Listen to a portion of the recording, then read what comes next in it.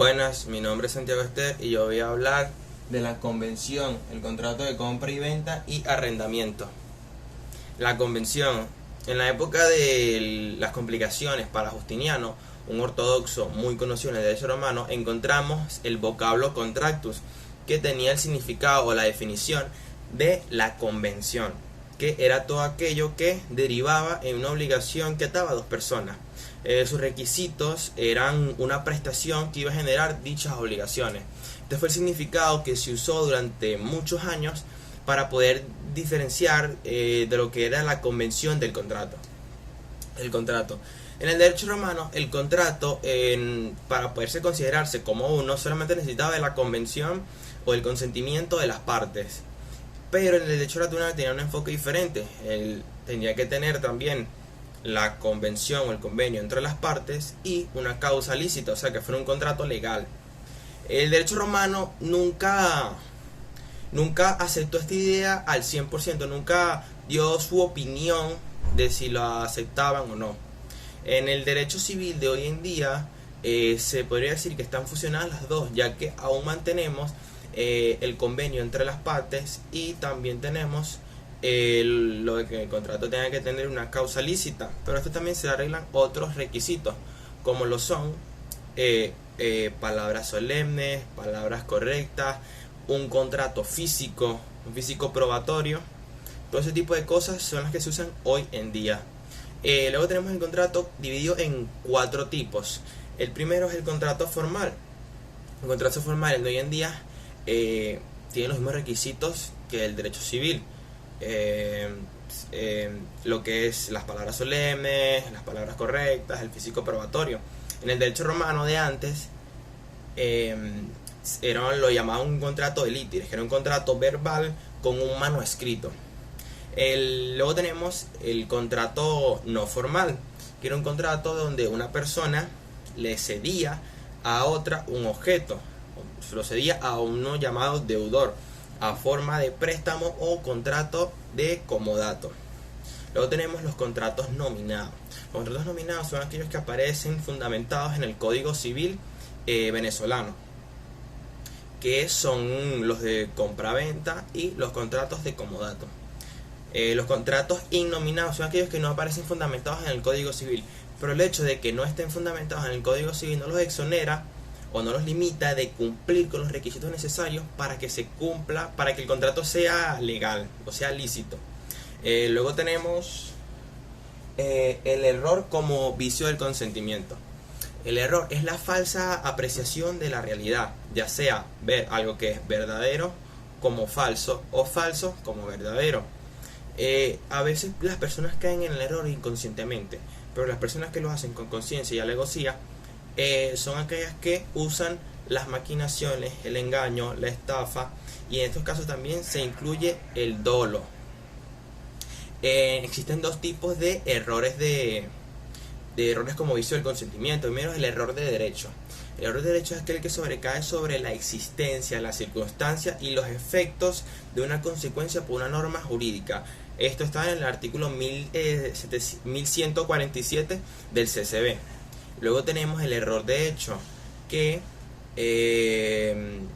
da lugar a la nulidad del contrato cuando las partes han pautado algo como una pieza esencial del contrato, que este no esté como debería, que no esté como se planteó en dicho contrato. Luego si la parte esencial del contrato no se denominó como tal, o sea que no le dieron esa importancia, pero aún así es esencial, debería dar por buena fe nulabilidad al contrato, debería. Luego tenemos también por parte del error de hecho el error de la persona, que es donde hay un error en la identidad de la persona o en sus cualidades como persona, con la persona que estás haciendo dicho contrato. Luego tenemos el contrato de compra-venta. El contrato de compra-venta es un contrato de mutuo acuerdo entre dos personas y de buena fe. Una persona llamado vendedor y una persona llamada comprador. El vendedor, al momento de celebrarse el contrato, está obligado a ceder la cosa por la que se ha hecho dicho contrato, y el comprador a su vez está obligado a pagar por dicha cosa. Tenemos tres requisitos fundamentales para que se pueda llevar a cabo un contrato. Primero, el consentimiento de ambas partes y la intención de hacer un vínculo jurídico. En el pasado habían muchos casos donde no se hacía un físico probatorio, pero hoy en día es fundamental, ya que es la única forma que tenemos de comprobar que realmente hemos comprado un objeto a una persona. Es la única manera que tenemos de que nos puedan indemnizar ante cualquier tipo de daño. Y el segundo sería lo que es el objeto, porque se está haciendo el contrato. El objeto, bueno, tiene algunas pautas que no necesariamente el objeto tiene que estar al momento, no tiene que existir el objeto necesariamente en el momento que se está haciendo el vínculo jurídico, el contrato. Ya que, como por ejemplo, yo te estoy vendiendo a ti 6 litros de leche, pero en el momento solo tengo 4 y te estoy diciendo que para la noche, para la tarde, ya te tendré los otros 2. No es necesario que estén los 6 litros en el preciso momento que se está haciendo el contrato, no es necesario. Y por último tenemos lo que es el dinero, por lo que tú vas a pagar por esa cosa o por ese objeto.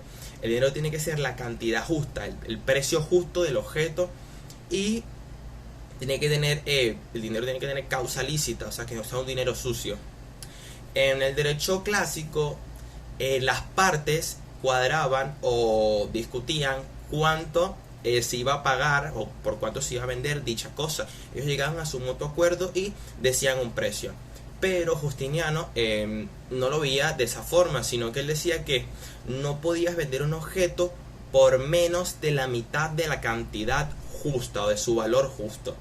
Como por ejemplo, que yo estoy vendiendo a ti un teléfono en $100, es su valor justo, yo no te lo puedo vender por menos de 50. No te lo puedo vender por menos de 50, ya que esa es la mitad. Entonces, 50 ya no lo podría vender. Luego tenemos lo que es el arrendamiento. El arrendamiento es un contrato de consentimiento y de buena fe de dos personas. Una llamado arrendador y otro arrendatario. Al momento de celebrar el contrato, el arrendador está obligado a darle la posesión y el uso de dicho objeto al arrendatario. Y el arrendatario a su vez está obligado a pagar por dicho objeto, un canon de arrendamiento. Luego tenemos la sociedad. La sociedad tiene un concepto muy parecido a lo que es la asociación.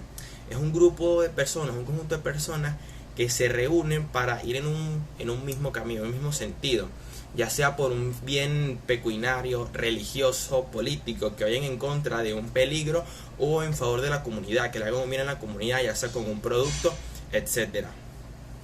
Luego tenemos la sociedad. Se diferencia de la asociación debido a que la asociación va en un bien en común, un bien general, y la sociedad va en el bien de los que forman dicha asociación.